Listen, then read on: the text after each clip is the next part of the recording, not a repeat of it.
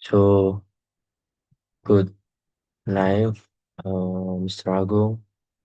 So, before I start this presentation, before I start this record the video, I want to apologize for you because right now my voice is running out and then my voice is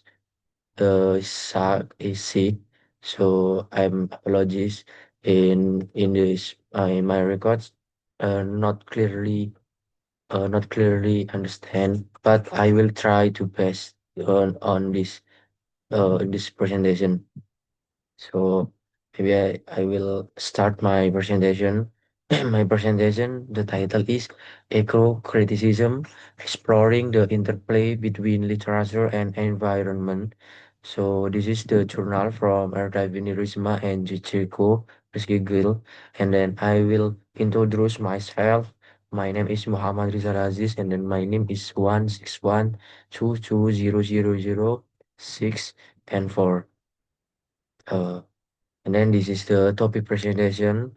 Number one is what is eco-criticism, and then number two is historical background, and then number three is why literature matters for the environment, and then number four is key concept in eco-criticism, and then number five is how eco-critics analyze literary texts, and then number six examples of eco-criticism in literature, and then number seven is eco-criticism and environmental awareness. And the number eight is significant and impact of eco-criticism. And then the last number nine is conclusion. So, and then this is the first. What is eco-criticism? Eco-criticism is an academic approach that study the relationship between literature and the natural environment. It focuses on how literary works such as novels, poems, short stories, and plays describe nature, landscapes, animals, and environmental problems. Eco-critics read literary texts carefully to understand how writers talk about nature and how this show in the interaction between humans and environmental. Through this approach, literature is not seen only as art of entertainment, but also as a way to discuss real ecological issues that affect the world today. This field is multidisciplinary, which means it combines ideas from different areas of study, such as literature, environmental study, and philosophy and cultural studies. Eco-criticism originally developed as part of the environmental humanities, a field that connects human culture with environmental concern. Because of this, eco-criticism does not only analyze text, but also consider social values, beliefs, and human responsibility towards nature.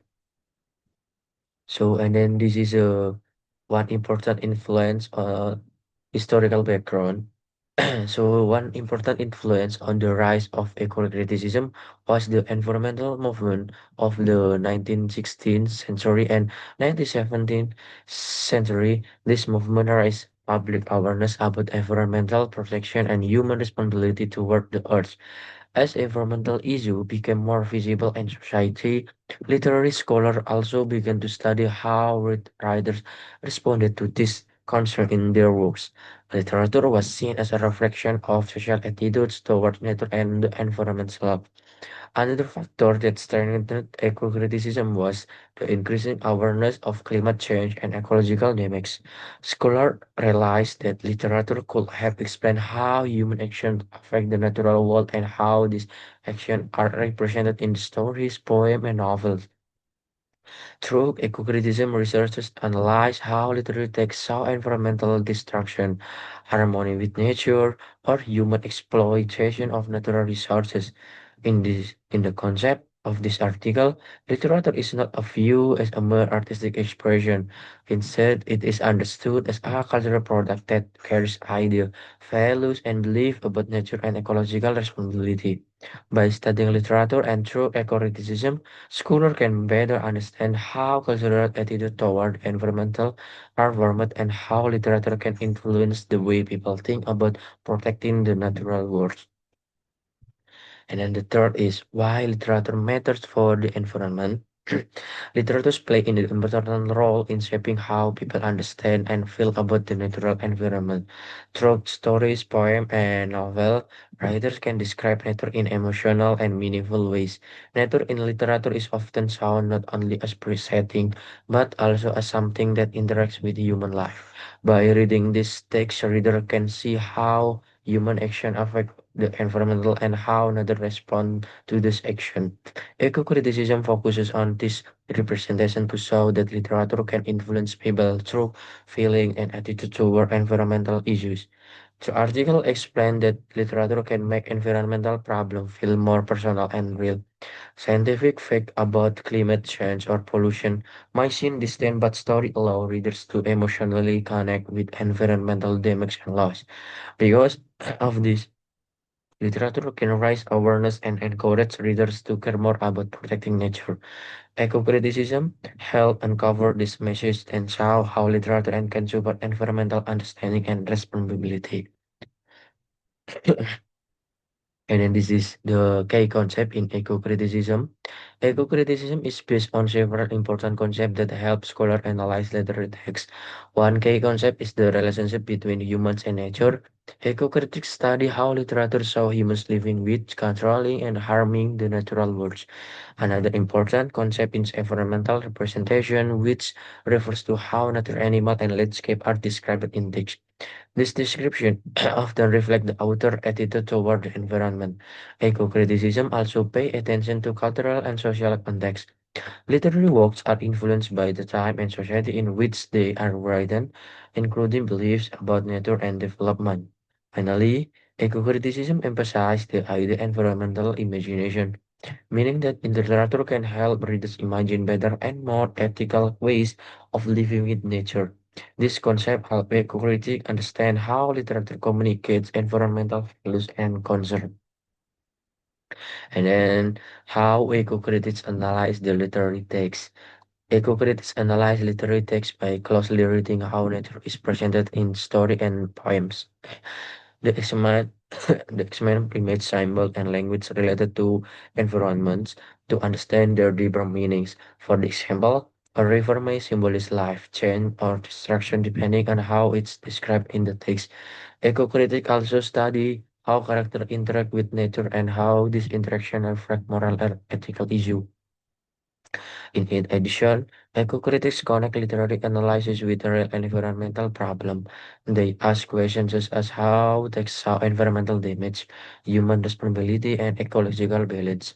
By doing this, eco-criticism moves beyond simple literary analysis and connect literature to real-world environmental concern. This method helps readers understand how stories reflect human impact on natural world. And then this is the example of criticism literature. Eco-criticism can be applied to many types of literary works, including poetry, novel, and short stories.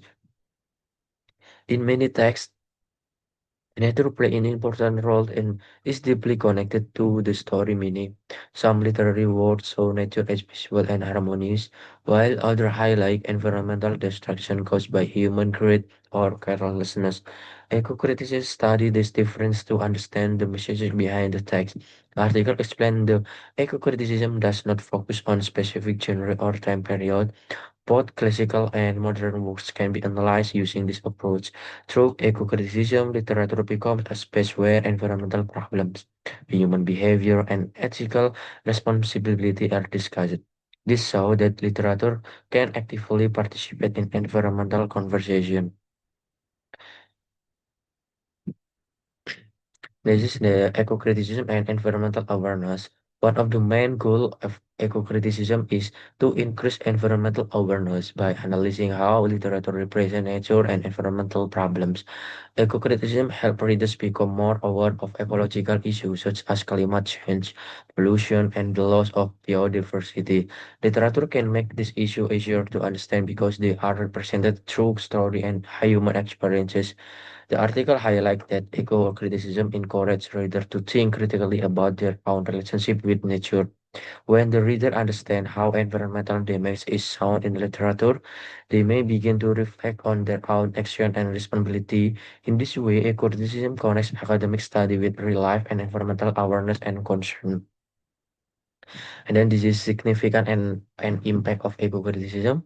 Eco-criticism is significant because it connects literary study with environmental issues that affect the world today. It helps readers see that literature is not separate from reality, but closely related to social and ecological problems. Through eco-criticism, literature becomes a tool for education and reflection about environmental responsibility. The impact of eco-criticism can be seen in how it encourages ethical thinking and environmental care.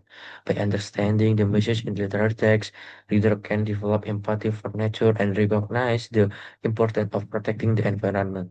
The article suggests that eco-criticism can influence both academic research and public awareness by showing how literature contributes to environmental thinking.